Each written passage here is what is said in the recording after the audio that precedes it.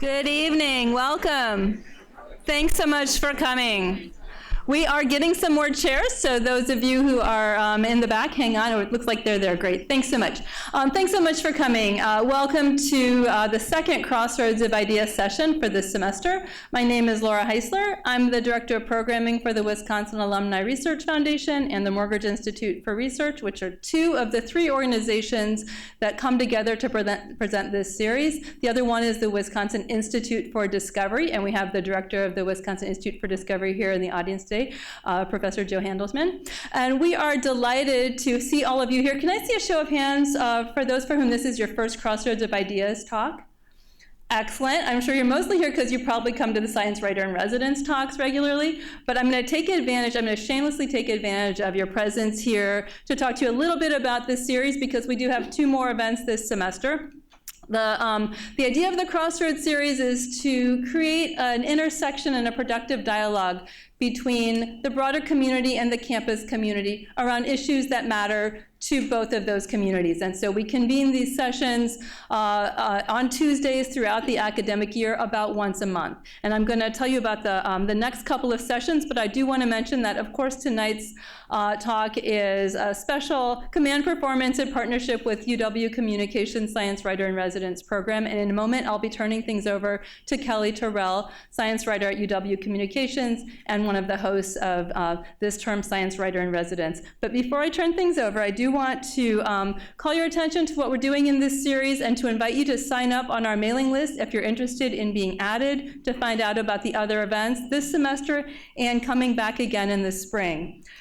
Coming up next month, we are partnering with a class on the Wisconsin Idea, and we're going to be taking a deep dive looking at the Center for Patient Partnerships with Professor Meg Gaines from the law school and a pioneering unique program developed here at UW-Madison, and then ending things up with a talk on the path from basic to applied research and really just asking the question, why do we publicly fund research? And so those are going to be some compelling talks in this space on Tuesday evenings in November and December.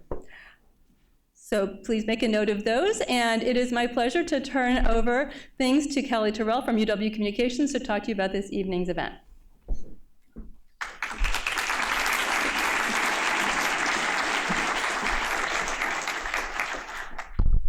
Thank you all for being here.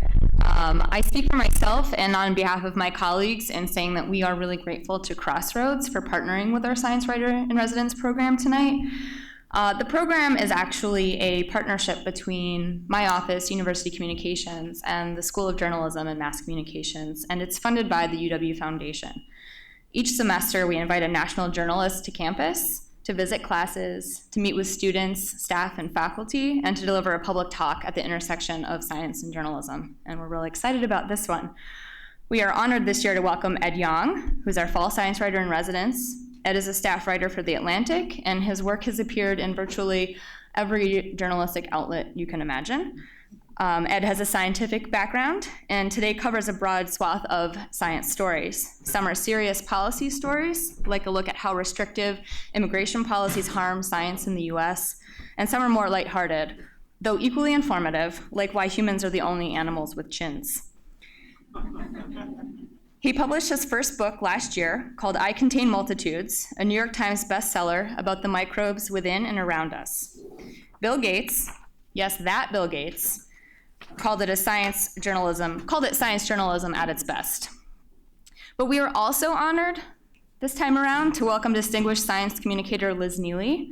Liz herself is a trained marine biologist who developed a passion for the science of science communication and for helping people behind science share their stories with the world.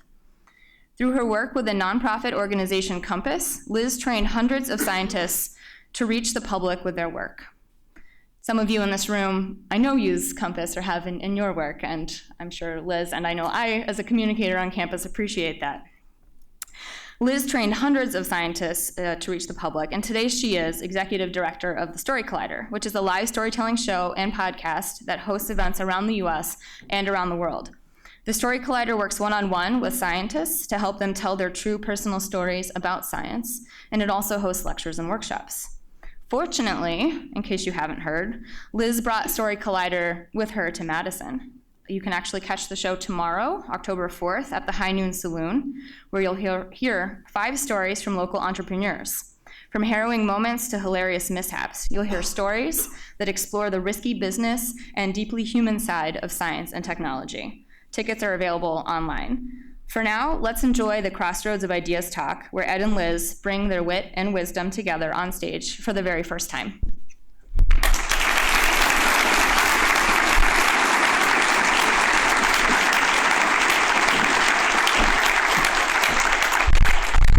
Well, hello everybody and good evening. While I get this set up, Ed is going to tell you what to expect from our time together. Well, hello. Is this on? Good. Hi, I'm Ed Yong. I'm Liz Neeley, as you know.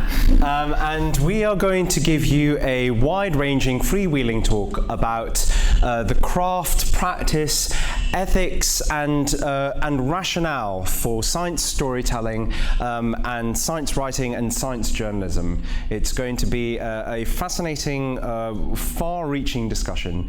And I thought I would start by showing you a drinking game. So when I was doing the publicity tour for my book, I Contain Multitudes, I kept on getting the same questions again and again, so I created a drinking game for anyone who was following me on Twitter and was really bored at me going on about the same things. So this was that. I am not going to be covering many of these topics tonight. You will not get to hear me talk about fecal transplants or try to mispronounce Leeuwenhoek. But I will now tell you the Wolbachia story. So if any of you have liquor in the audience, please feel free to take one drink. The story begins in 1924 with this man. He is a German scientist named Simeon Bert Wolbach. And him and one of his collaborators is looking inside the cells of a mosquito that they had captured in Boston, in Massachusetts. And inside that insect, they discover a new type of bacterium that no one had ever seen before. They did not know what it was, they did not know whether it did anything important, and they were so unenamored by this random microbe that they took 12 years to even bother giving the thing a name. And Wolbach's colleague named it after him, which is why to this date it is called Wolbachia. Here is an image of 3 Wolbachia cells sitting happily inside an insect one. They had no idea at the time, but it turns out that that's right, away with you. They had no idea at the time, but it turns out that Wolbachia is one of the most common bacteria on the planet. It is found inside 4 in every 10 species of insects and other arthropods, which are themselves already some of the most successful creatures in the world. So this thing is everywhere. And what it does varies substantially from host to host. Some scientists studied blue moon butterflies and found that Wolbachia in this animal kills male embryos when they are still very young, so that adult populations may have 100 females for every male. And they do this because Wolbachia only passes down the female line from mothers to their offspring, and so sons and males are a dead end to them. In this butterfly, Wolbachia kills them outright. In some insects, animals like wood lice, it transforms the males into females. In others, like some wasps, it allows the females to reproduce asexually, so they have no need for any males whatsoever. When Wolbachia is not fighting the patriarchy, it is providing its hosts with certain benefits. So in bed bugs, for example, Wolbachia provides these insects with B vitamins that are missing from their meals, acting as a kind of living dietary supplement.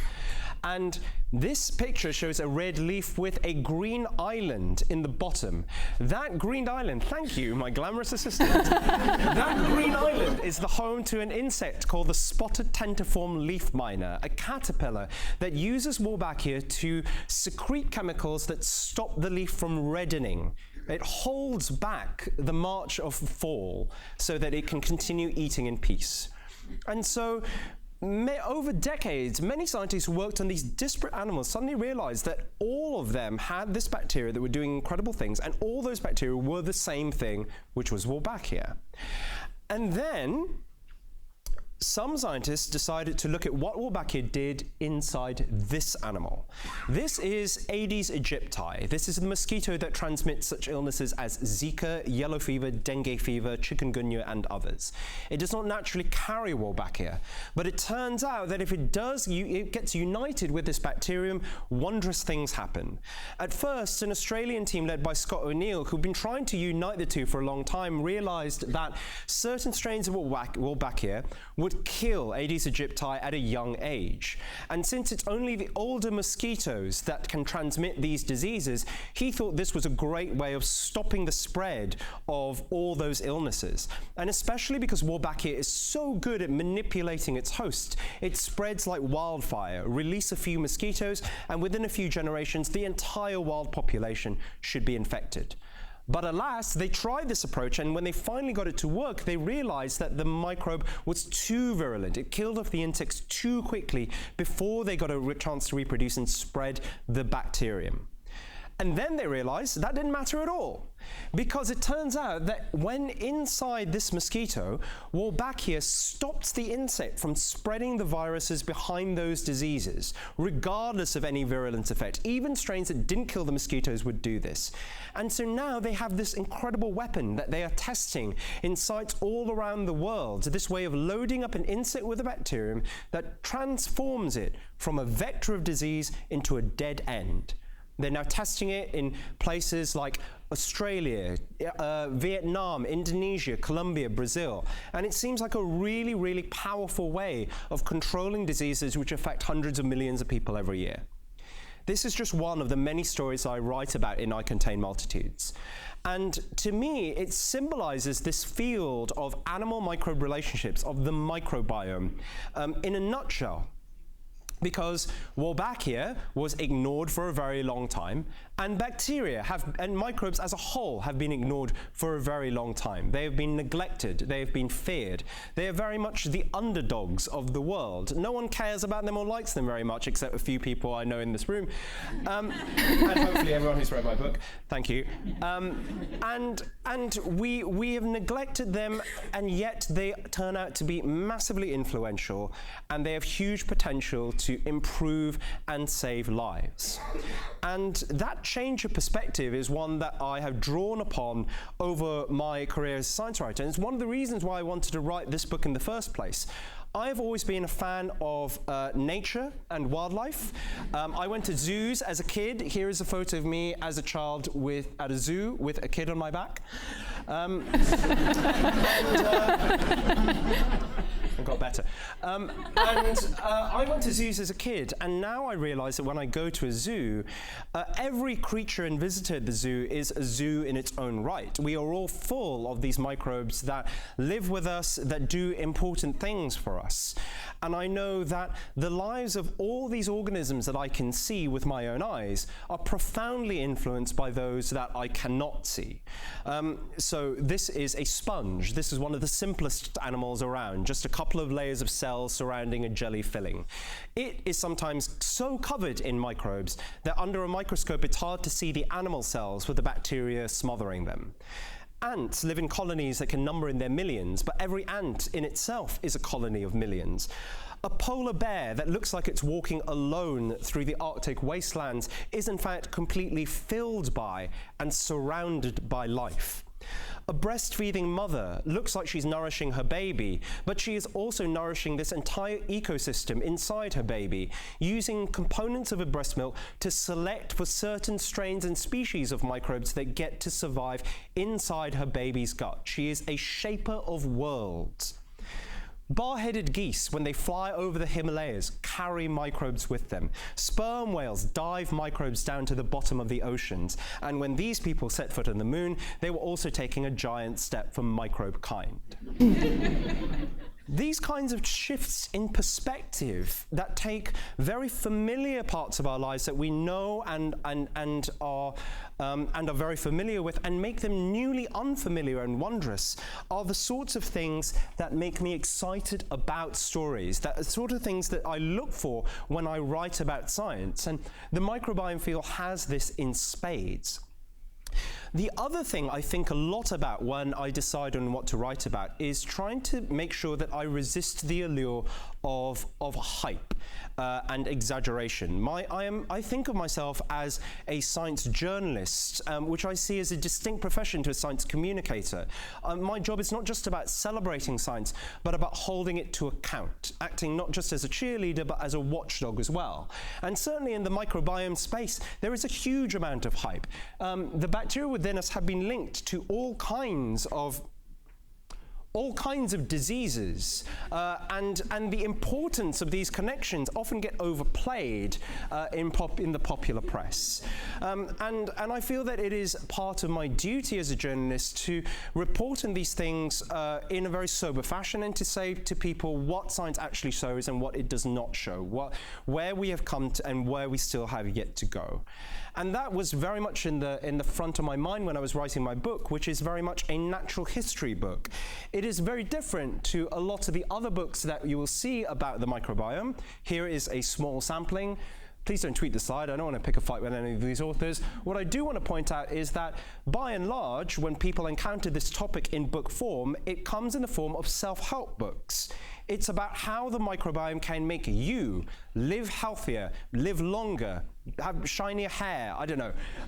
Preferably with smoothies, happier. Right? Smoothies, right. There are loads of smoothie recipes. At least about 5 of these books, I think, that I know of have recipe sections in them.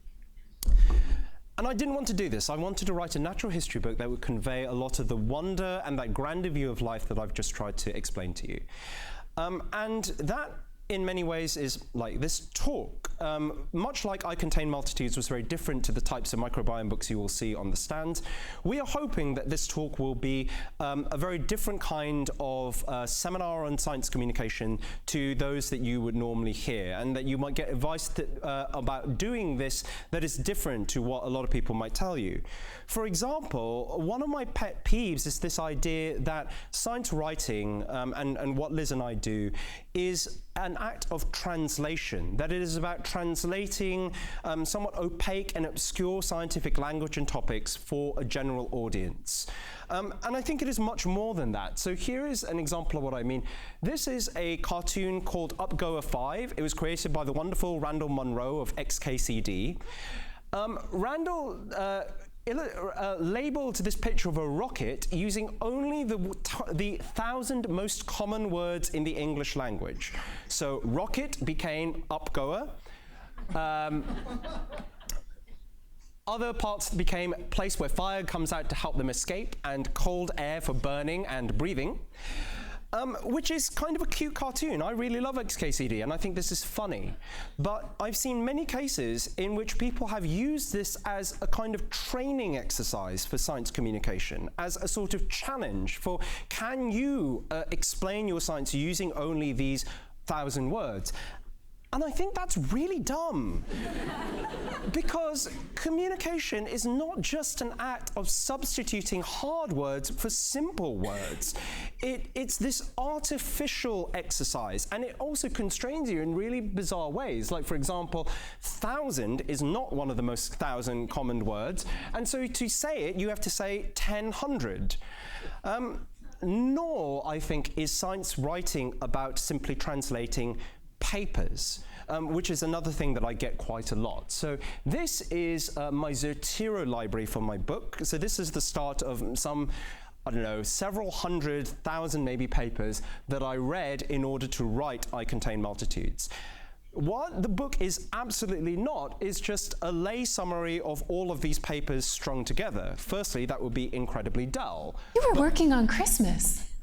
I was working at Christmas, that's right.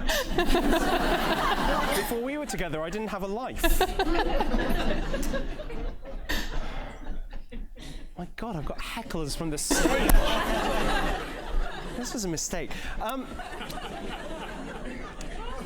The other reason why I've put this slide up, other than to provide Liz with cheap shots, is to talk about how papers, collections of papers, are just a thin sliver of what science really is. We often think of papers as like the atomic currency of science news, but Papers reveal methods in great detail, results. They don't tell you anything about the motivations of the people who are doing the work, the triumphs and tragedies of their daily lives, the quests, the pitfalls, the successes and failures. All of those influence the type of science we do and the way we interpret and interact with that science. And it's missing from what we typically think of as the science bit. So I see it as a bit like this. Papers remind me of like this recipe for brownies. There is no way you could read this and just summon that sensation of shoving this gooey, unctuous cube of chocolate into your face. Those two things are so very different. And that's what science feels like to me. So instead of just translating either language or papers, I look for stories. I look for stories of people who are doing the work, people like these people. These are some of the scientists who feature in my book and whose stories I tell.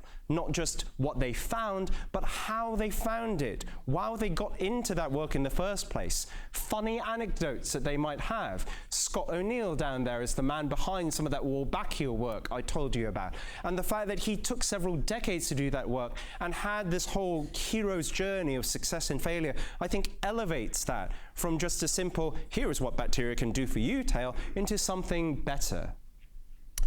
Now, not everyone agrees with this. I'm now going to show you one of my 1-star Amazon reviews. Dumbed down journalism, not science, says this person. Subject cries out for charts, lists, tables, diagrams, footnotes, and so on. I'm just going to put all this up here so you can read it all. This person was not a fan. But what I really want to highlight is, here are the things that this person believes to be science. And here are the things that he thinks are the antithesis of science, that have no place in a science book: feelings and emotions. Feelings and emotions, eh? Feelings and emotions. This is one of the things that is really at the heart of the Story Collider experience. And in fact, my producers and I will spend hours on the phone with scientists learning about these incredible adventures and misadventures, and without fail, we always say, and how did that make you feel? And quite frankly, it makes me feel kind of strange, because even though my job now is to host these shows, to stand on stage, we do 40 of these or more per year, in my own head, I'm still a scientist. You heard before I was trained as a marine biologist.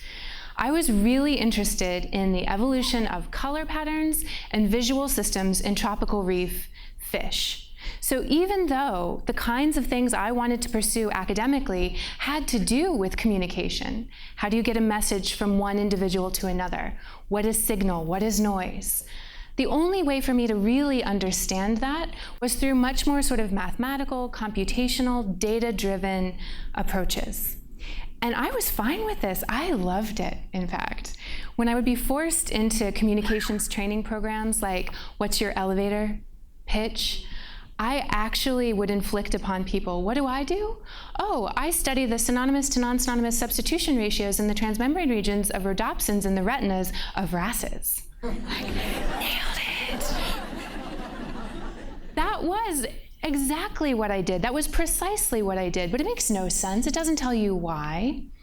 And yet, even though I was enmeshed in sort of like this very academic, very serious, very data-driven, objective, no feelings and emotions, I remember getting criticism from my peers. One of the things that to this day still hurts was hearing another graduate student look at these slides and say, your dissertation is mostly crayons and construction paper. And it's that pressure. Like, science is a really normative space. And in fact, all of human interactions, we exert pressure on each other about what is normal, what is acceptable, what is okay. And so when we think about storytelling and feelings in science communication, really most of our arguments are coming down to this question of credibility. What does it mean for my reputation if I stand on stage and admit being wrong, having struggled, having lied, perhaps? What does it mean if I insert my full humanity rather than simply the data available to me as I try to communicate what's going on? And so even as I wove my path out of academia and into science communication, I really clutched onto this idea that, well, we will teach people how to be numerate. We will teach people better science literacy. We just don't want to have to talk about their feelings with them. And my way in was through sort of looking to the things that give us credibility as scientists. So Ed showed me his Zotero library, so I'll show you mine in return. Right? Yours is much bigger. So it's also a real pleasure to be here at UW-Madison because many of the researchers who study science communication and have shaped my entire career in the way I think, Dominique Brossard, Dietram Scheufele, Sharon Dunwoody, and all of these people are here. And so through reading their papers, I began to understand sort of the empirical and theoretical foundations for this hype, what I thought was hype, around storytelling. And so to sort of synthesize it, summarize it for you, what we understand is that our very human brains process stories in a different way than other kinds of maybe argument or data-driven communication pathways. And stories, by their nature, are more interesting. People want to listen to them in the first place. They are more understandable, so people comprehend information that is packaged in a narrative format better. They are more plausible. And most importantly, for those of us who are thinking about these ideologically polarized situations or any of the difficult science communication tasks, they're more persuasive to audiences who are skeptical or opposed to you in the first place. And so I knew this, but I still didn't feel it.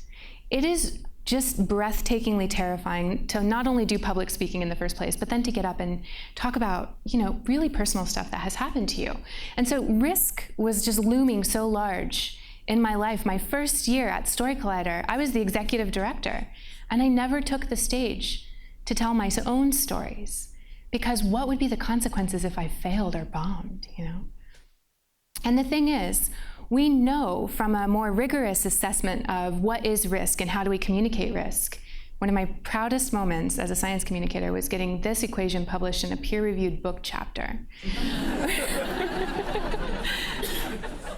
That risk is not only something that we can measure and talk about the likelihood of, but it also has this socially determined component, right? What are the consequences if that unbearably rare thing happened? And so just like credibility, risk is something that has this social component. We pay attention to how other people assess, like, do I believe this guy, Mr. Ed Yong, who's that?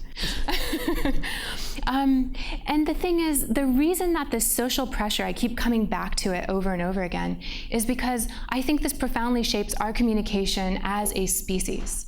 So human beings, it's not just that we have faced threats to our lives and well-being from predators, but also from each other all the time, right? So a big part of our brains are engaged in attempting to gauge, what are your intentions? Do you intend to harm me? What are your motivations in behaving the way that you're doing? And there's these amazing experiments going all the way back into the 1940s where for most people, for neurotypical individuals, if you show them simple shapes, but just start to make those shapes move a little bit, we are already constructing narratives about those mean triangles menacing that poor little blue dot, Human beings are engaged in an incessant flow of stories. It's how we shape our own identities. It's how we connect our past selves to our future possibilities. It's how we make sense of the world. So it's a sense-making tool. Now, the problem, I think, when it comes to uniting storytelling with science and science communication is, at least for me, I still carried this baggage of thinking that stories were fairy tales, that this was something for children. Or worse, that it was what we do with like a little bit of hand-waving when maybe your data is not so strong and you just want to distract people and make them come along with you, right? So this was difficult for me, but not every story begins with once upon a time. Some stories look more like this. One of my favorite quotes that I've read from a fictional author lately was Lu Xinchen, who said, "Science has more beautiful, strange stories than anything we can find in literature. But many of them are locked away in cold equations that most of us do not know how to read."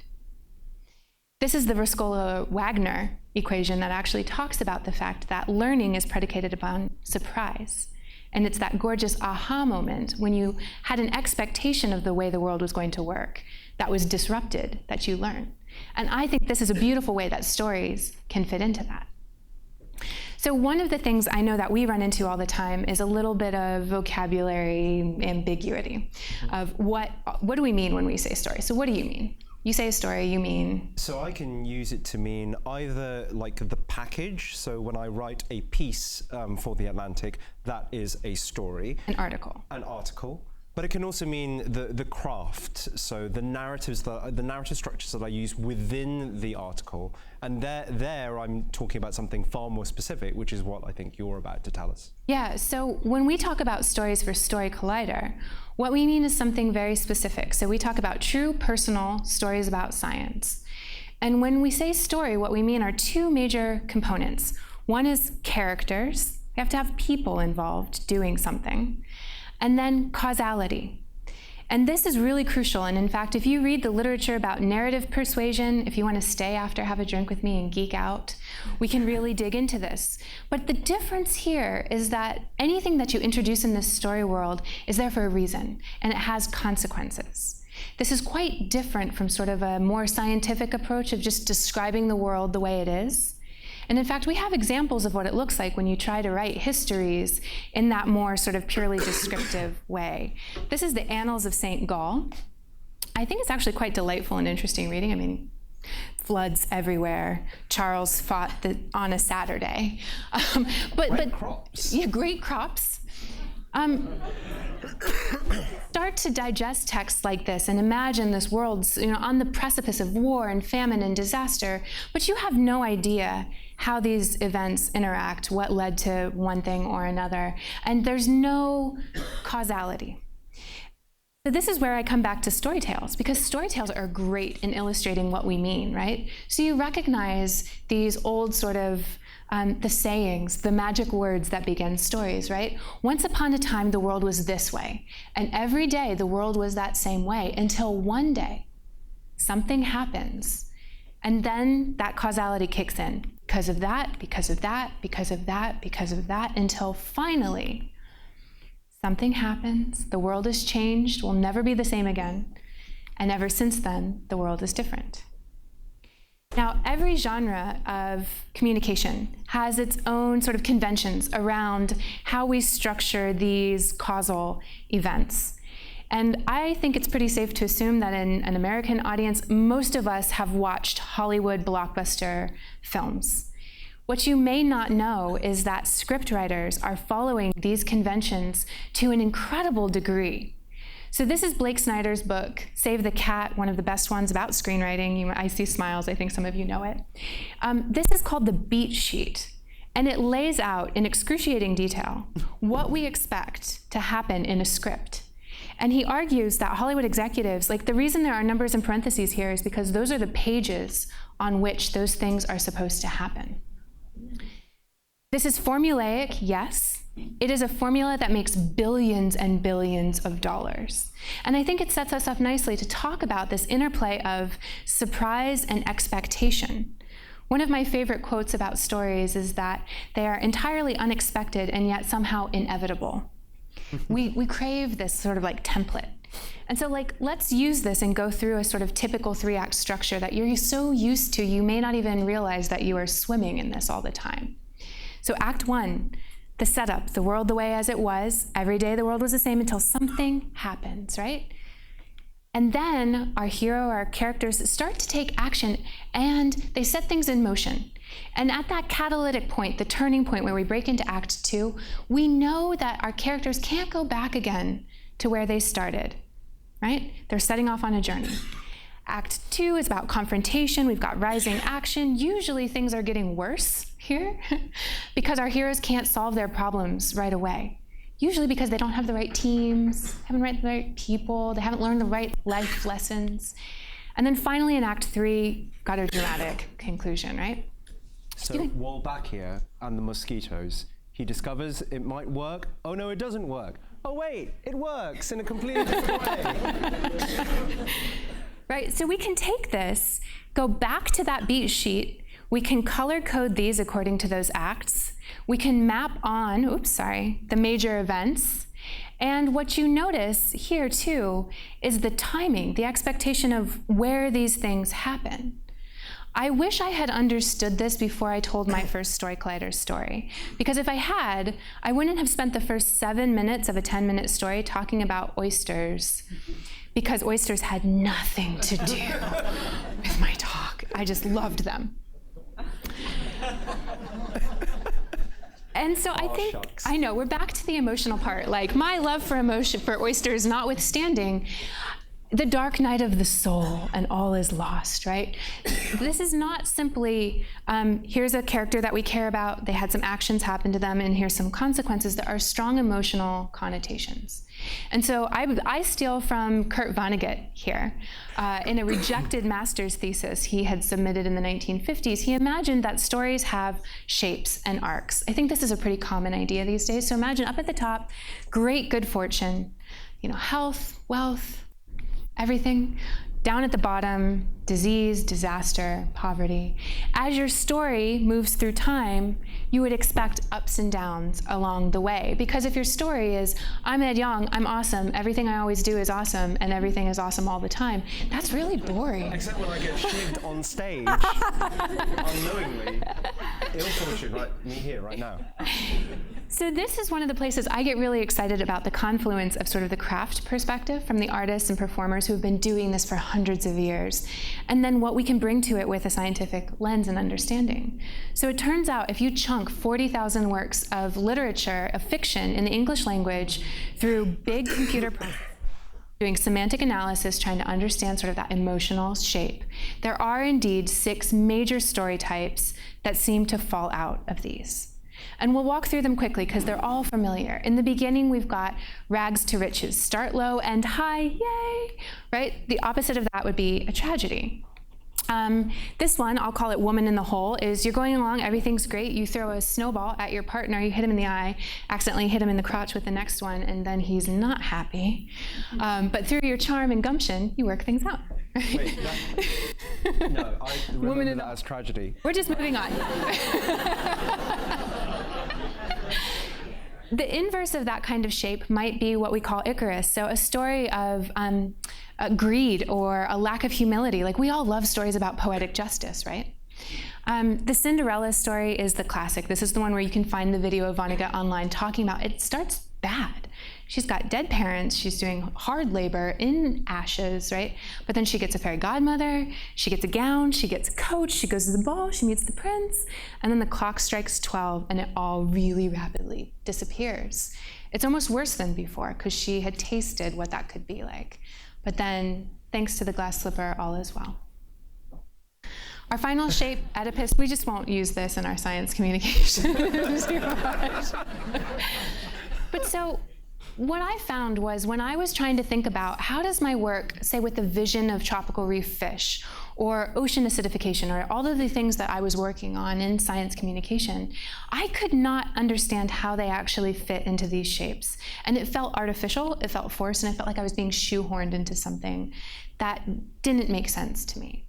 And what I've come to understand over time is, like, this is fun to think about, it is delightful to dig into, but if you're not particularly interested, the good news is, all you need to understand is stories have a beginning, a middle, and an end, and in the middle, something changes.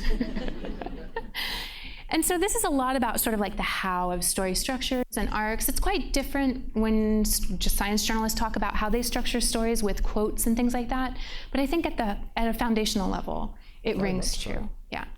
And so when we think about why do we tell stories, I really want to pause here because so often it's just like, well, we want to sort of like make it sexy, so like people want to pay attention to the science, right? Or mostly what people are saying is they want to educate. But I think at the most fundamental and most human level, and the place where stories really work, is we tell stories to give voice to experience. Because it's important to us to be able to share what we've seen, what we've felt, what we've experienced. We tell stories to bear witness to suffering, because there are some things that no science in the world can fix or make better. And we also know that being heard, simply being heard and telling stories gives people a sense of agency and can help even deal with things like chronic pain among patients. We tell stories to construct identity. What does it mean to be a researcher who gets to be a marine biologist in the US in 2017? And then finally, we think about education and connecting knowledge to action. I think education is a really interesting one to end on because it makes me think about how a lot of what we've heard so far is about stories from the storyteller's perspective. And we always want to be thinking about the people who we're telling stories to. Like, who are we reaching with all of this? And if we frame it as education, I think we sometimes miss something important, which is that most of the people we're talking to are not our students. They have no obligation to be there in a classroom and listen to us.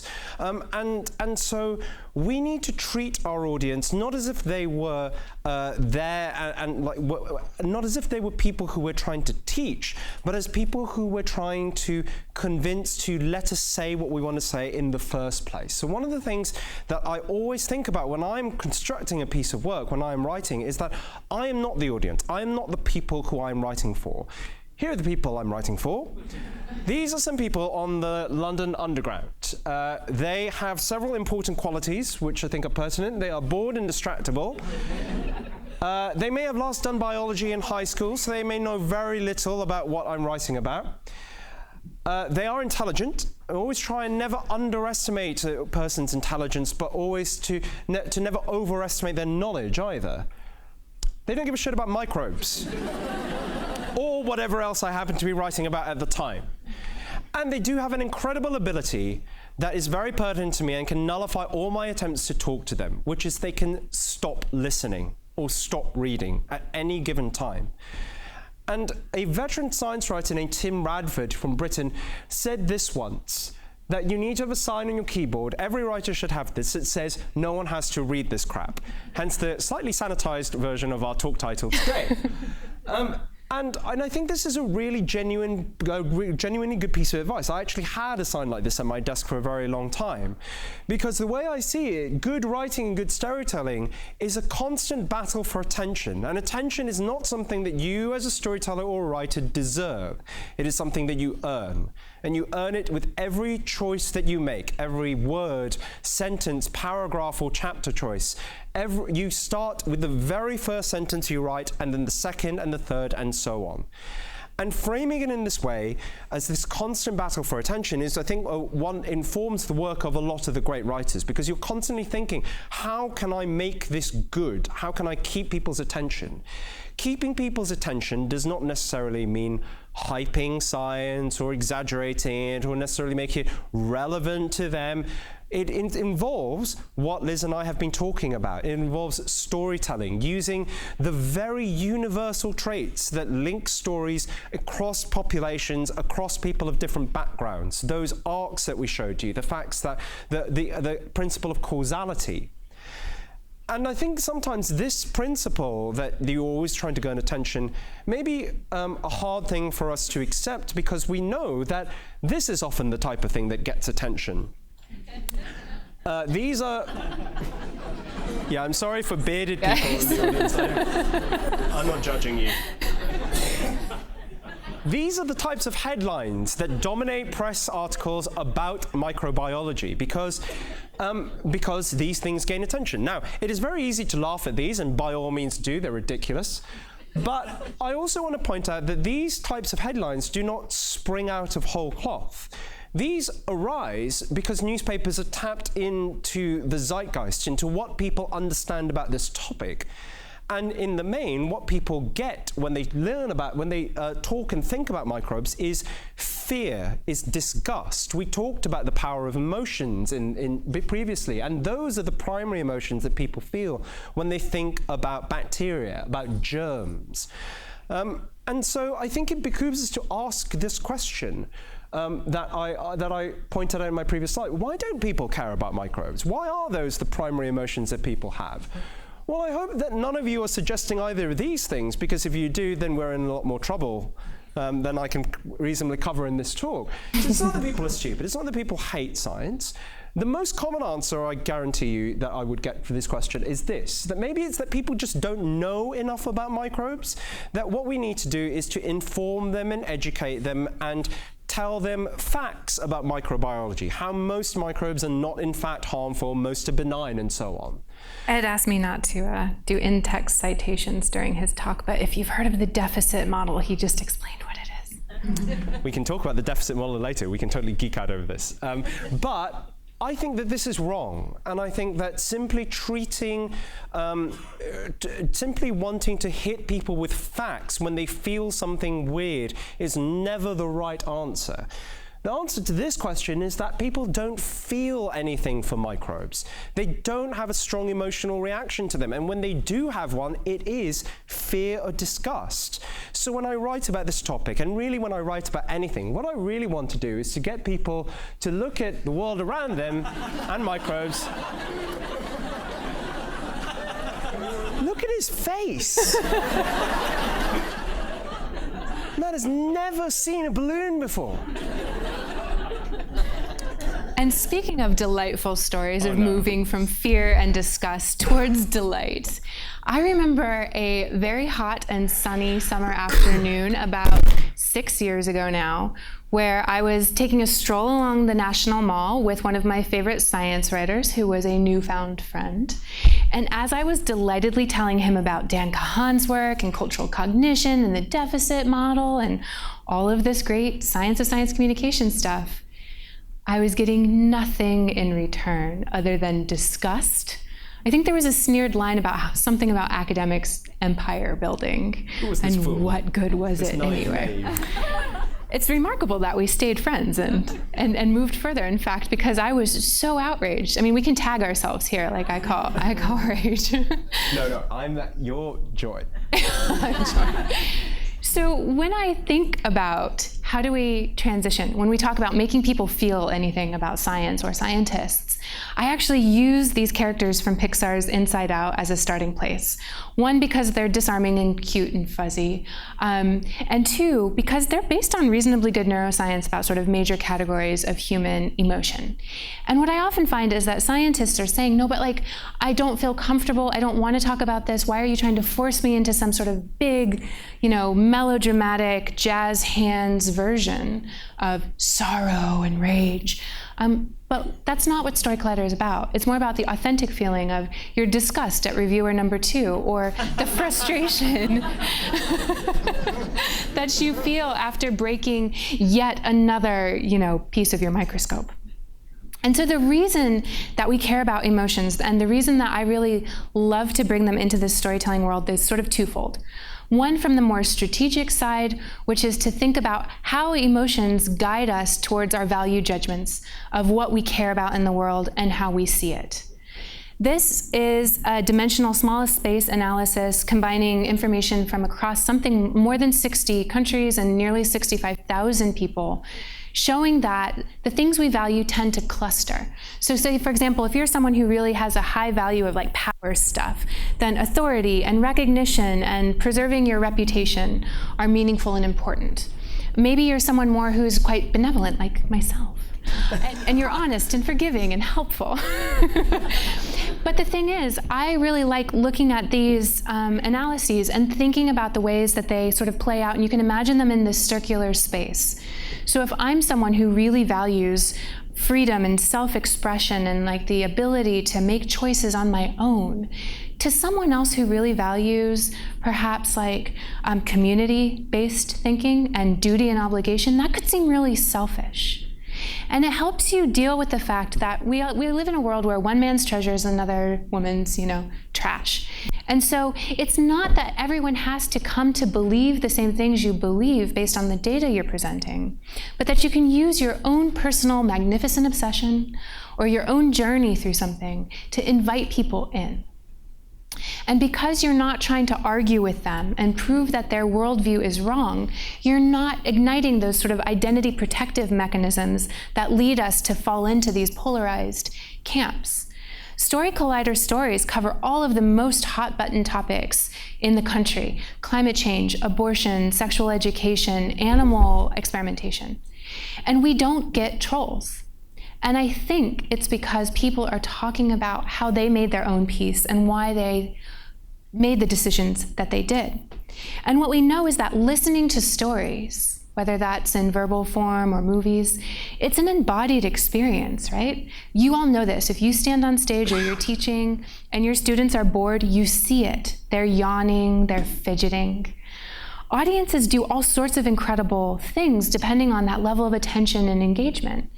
One of the papers I love, and is bizarre, I think, has to do with the fact that, again, as a social species and as a species that evolved visually, so we looked at the world, we tend to keep our eyes wide open during moments of uncertainty or where we're searching for information. And then in moments of release, we blink. And this means that incredibly gifted storytellers or movie makers can induce statistically significant synchronized eye blinking rates in audiences, right? It's amazing. And this is just, we can also measure skin conductance and heart rate and all of these things because a good story allows you to live along with the storyteller. If I tell you a really convincing story of a near-death experience, you almost forget that, of course, I had to survive or else I wouldn't be standing here. And the thing is, that state of being pulled into a story world, the technical jargon for that in the literature is called transportation. We know it's really important in persuasion in particular. And we know that there are a couple of things that enhance that feeling of being transported. You're reading a book, you can't hear someone calling your name, or you've been in a movie for 2 hours and you forgot. What's happening there are two things. One is intensive processing, so this is strong emotions, right? It's the difference between hearing a story and saying, oh, that's sad, versus just ugly crying. And uncritical processing is a lack of counter-argumentation in the world of the story itself. And so we can ask questions about, well, how do we induce these states? And this is where I like to say we should be as rigorous and critical and sort of experimental in our science communication as we are in the science we're trying to communicate in the first place. And so what we understand is that there are many what we call narrativity factors, that the way that you choose what stories to tell, how you craft it, how you perform it, that enhance those things.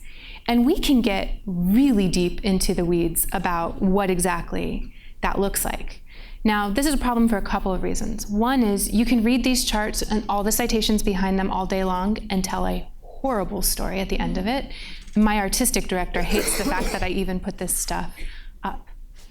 The other problem with this, I think, is that it really starts to make you wonder, what are you doing? What are your motivations? Where is the line, for example, between manipulation and persuasion, which is what we're after? Yeah, and I think this matters to me a lot when I think about the work I do, because like I said, science journalism is not just about science communication. It is also about acting as a counteractor to hype. And it makes me realize that stories can very easily deceive if you do them right. And there are many examples of this in the microbiome space, just to go back to that old chestnut. I wrote a opinion piece for the New York Times a while back about how there is no such thing as a healthy microbiome. It's this idea that there is no single one healthy state that we should all aim for. And it's very difficult to work out what is unhealthy in the first place and then how to rectify it. And this idea persists a lot. It's it persists in the field, in popular depictions of the field. It leads people to see, for example, the microbiomes of hunter-gatherer groups, which are typically more diverse than those of us in the West, as being inherently and fundamentally better than ours, because they are more traditional and untouched. Even if studies have never actually identified that or proved that, it's how our assumptions rise to the surface and lay themselves over the stories we tell in this field.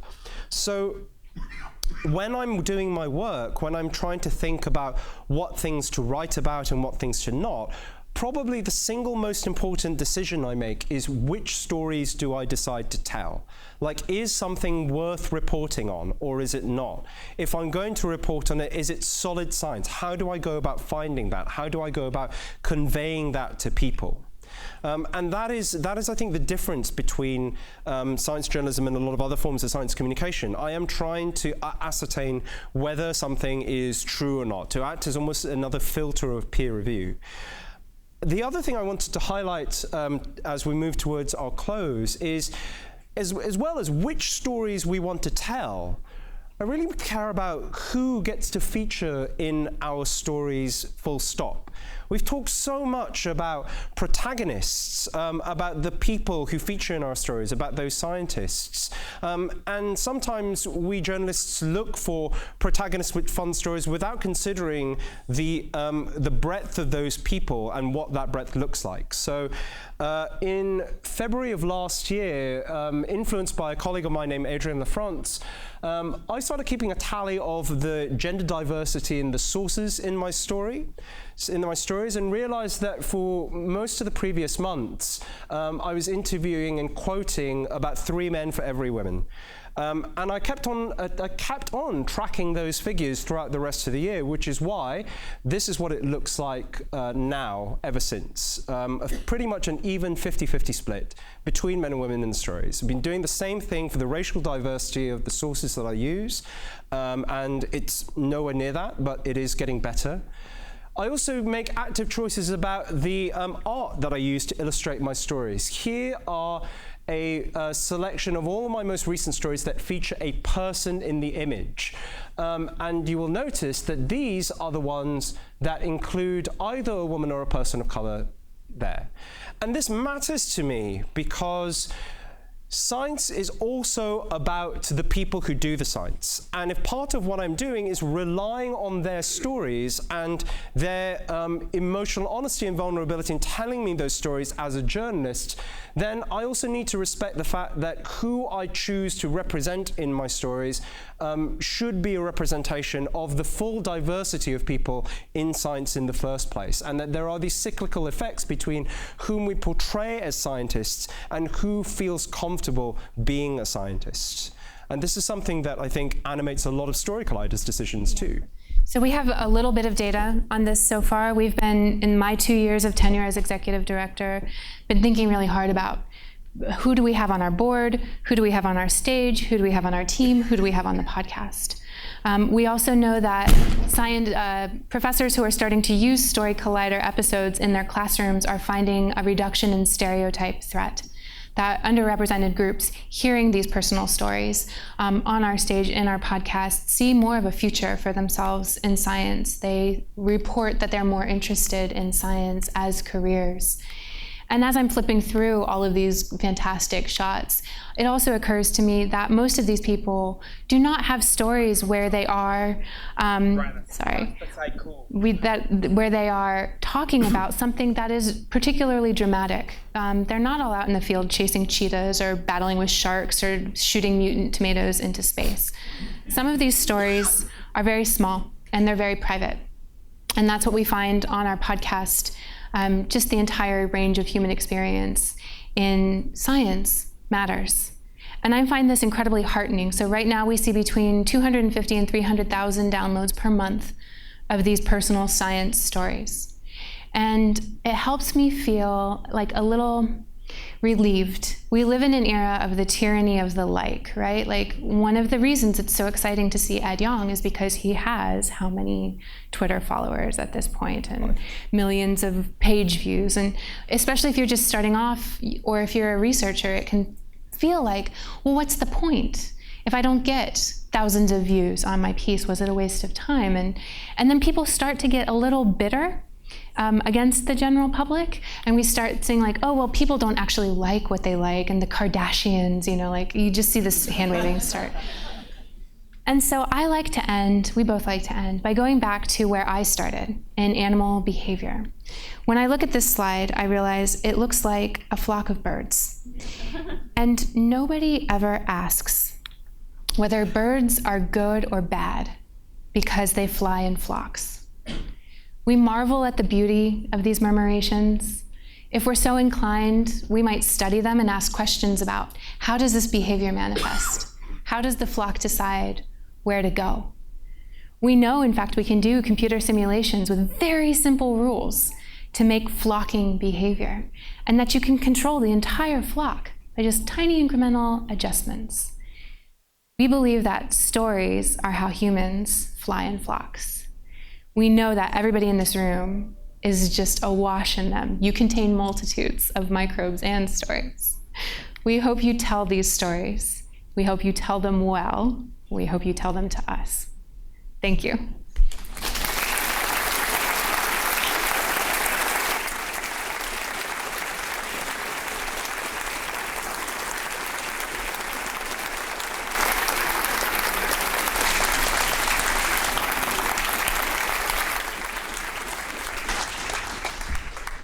All right, so we're actually right at about 8 o'clock, but I think we have some time for questions, and I know Liz and Ed were both willing to stay a little later. If you need to leave, by all means, please feel free, but if you want to stay and hang out with us, we're game.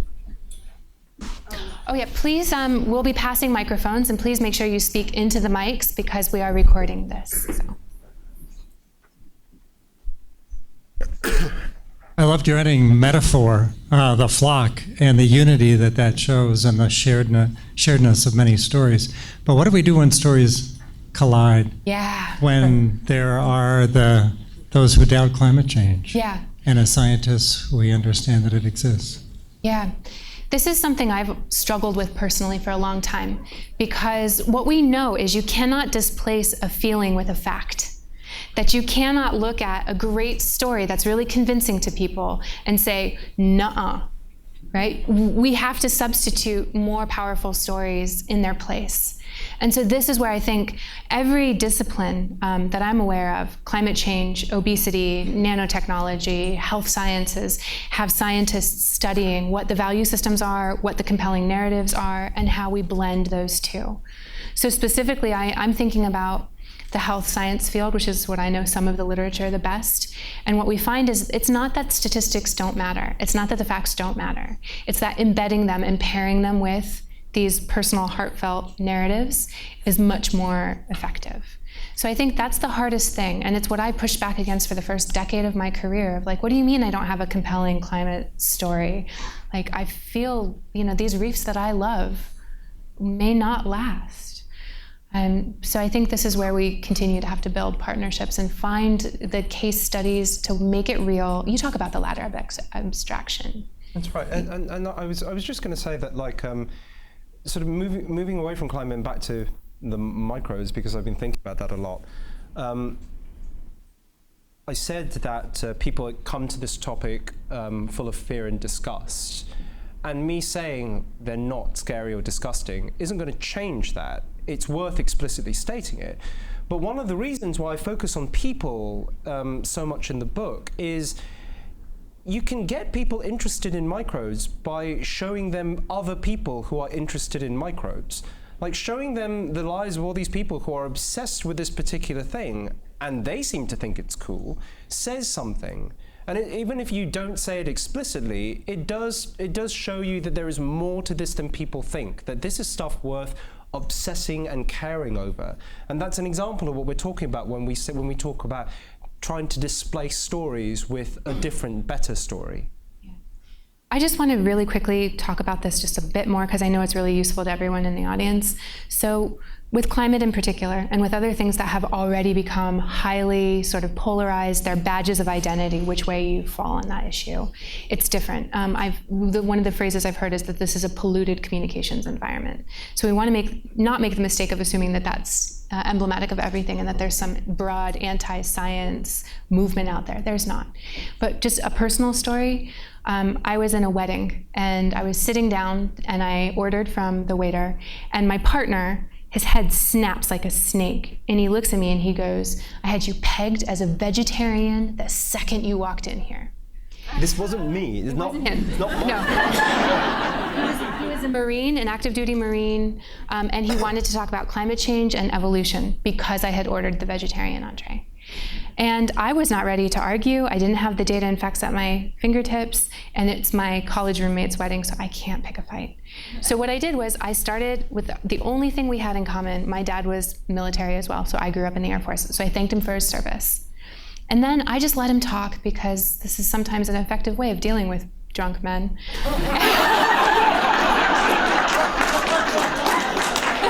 But by the end of the night, so that the moral of the story, by the end of the night, aided by the alcohol, he was a little teary, but he was hugging me, and he said, "No one has ever talked to me about this stuff without yelling at me and telling me I'm stupid." He said, "I think you've got me on this climate stuff, and I'm going to think about evolution." That might be the only time I've changed a mind. Thanks, alcohol. Thanks, alcohol.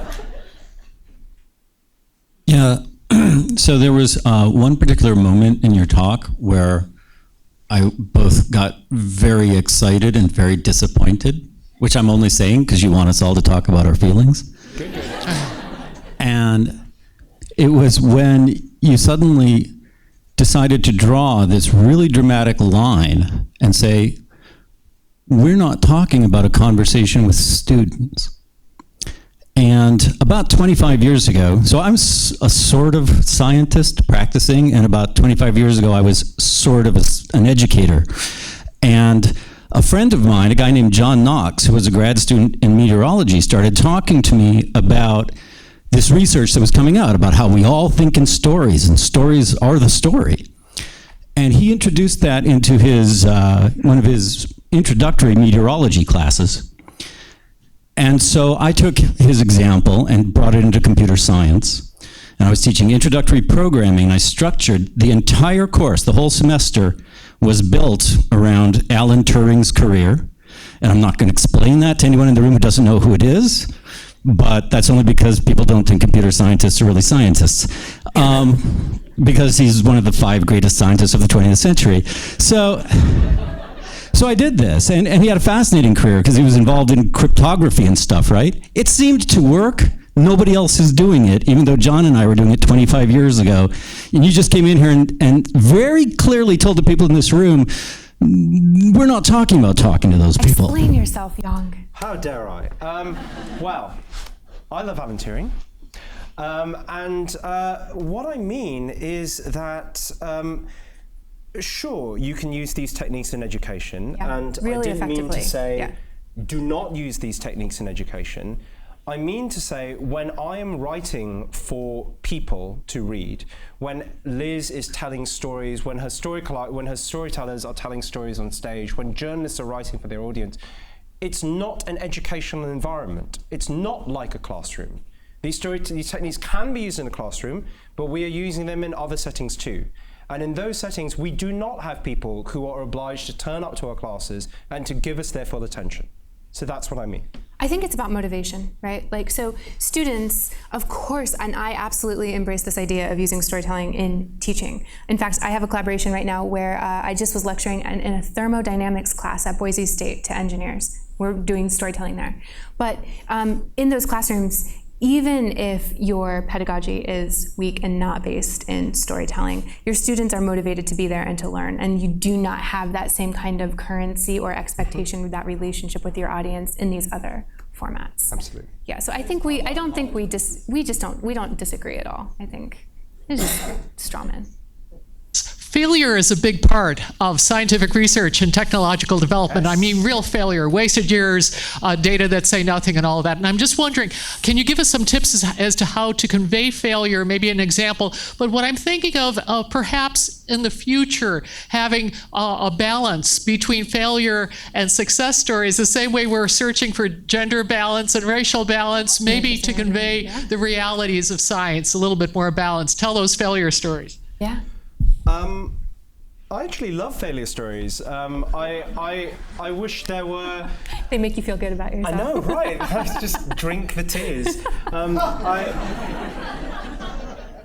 I actually genuinely wish there were more of them. I think There are. No, I know, but I think that they will be easier to find, and that people will be more open about them. Like this does reflect a problem in science as a whole, like the file drawer effect. That if you find positive publishable results, you can get them published. If you don't, if you find negative results, you kind of slip them into your file drawer and they never see the light of day, which creates biases in the literature that we have available to us, and therefore the types of stories that we have to tell. Yeah. I really like telling stories about failure, about you know, often when I'm interviewing people, I will ask them, tell me, like the first question I'll ask people is, tell me how you got to this point. And I'll ask things like, so did that work? Like, did that always work? Like, what was the hardest bit for you? I want to know what the obstacles are.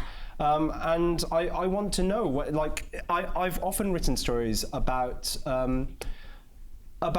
mysteries that are never solved. I wrote a piece about blue tarantulas. Why are loads of tarantulas blue? We have no idea. But the quest, the attempt to try and work out why that is interesting in itself. Yeah. I was going to say, I feel like from the human side, there usually has to be some progress, some lesson, right? Because if it's just like, I failed because it was a bad idea and I was lazy. But I mean, like, I'm a colossal failure story. I didn't finish my PhD.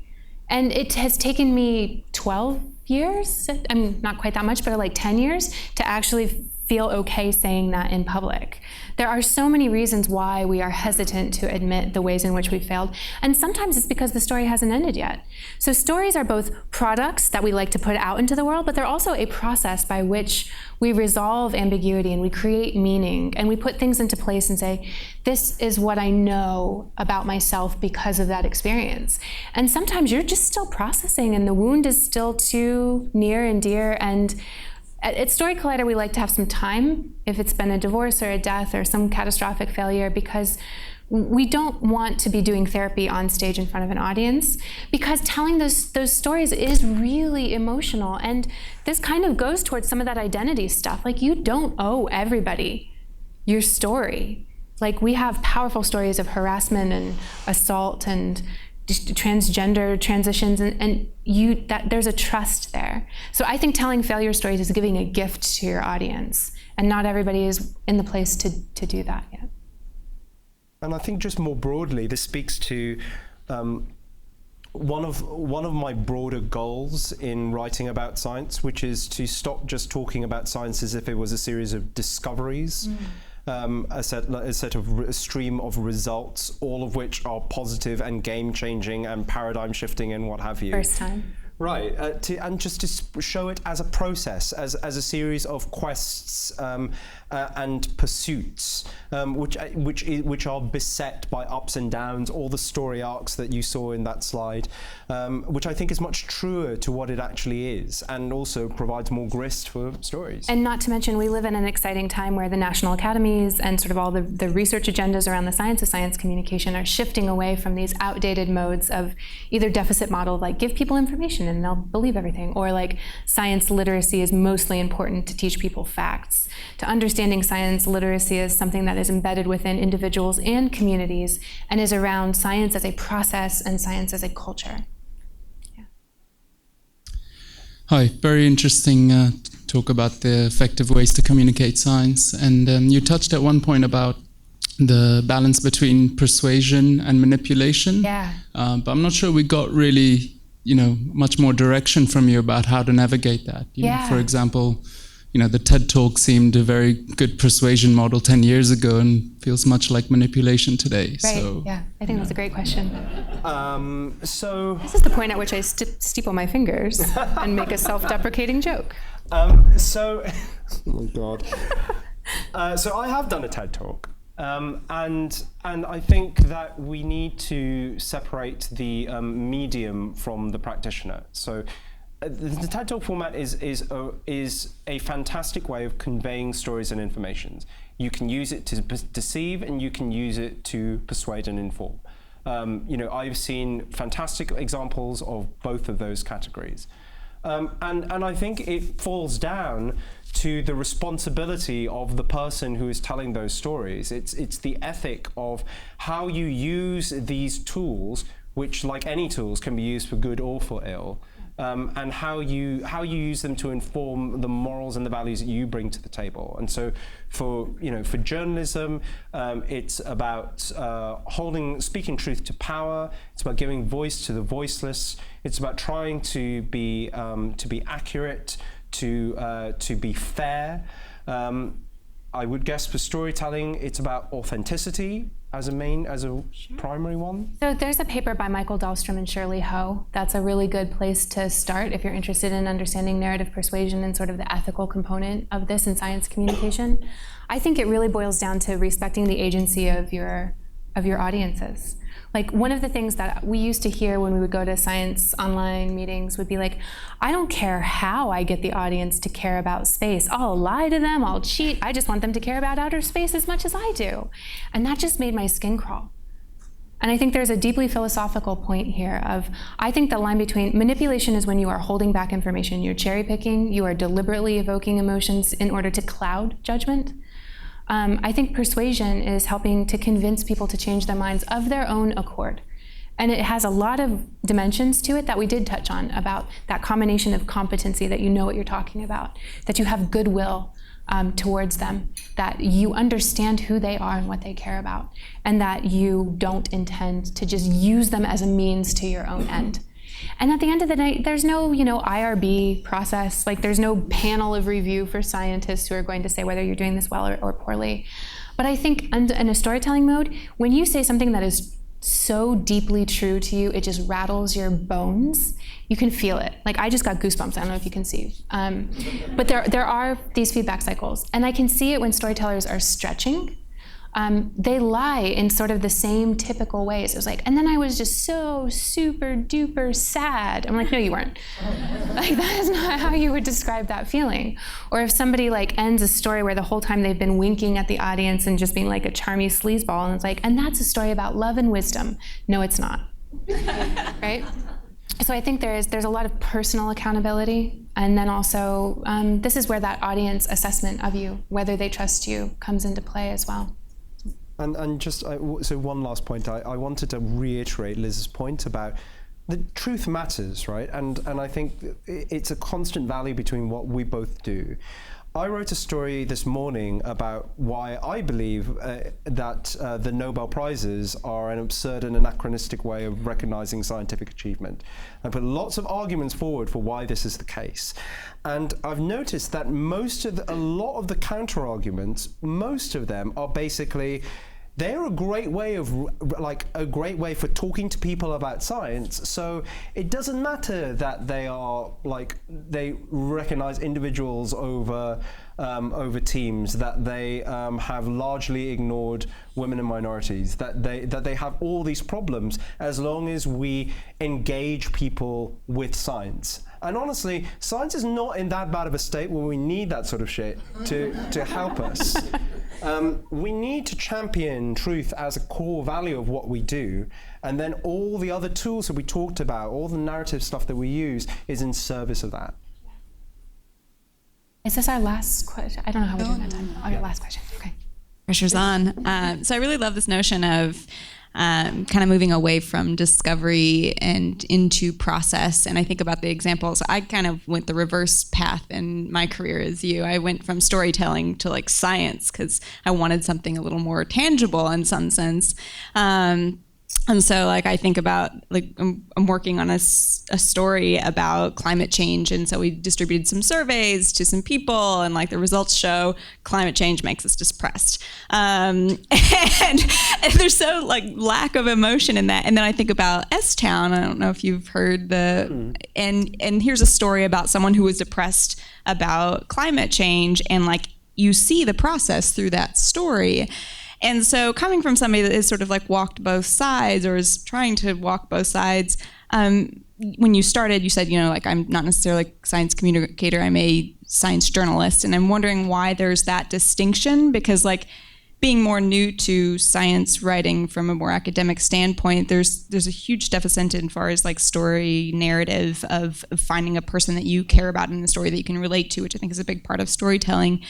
So I guess my question is more of like, do you see it's important to keep that division, and do you think it's important for you to still have this role of like, we need someone who's separate, a science journalist who's separate from this to be able to communicate to lay audiences? Yeah.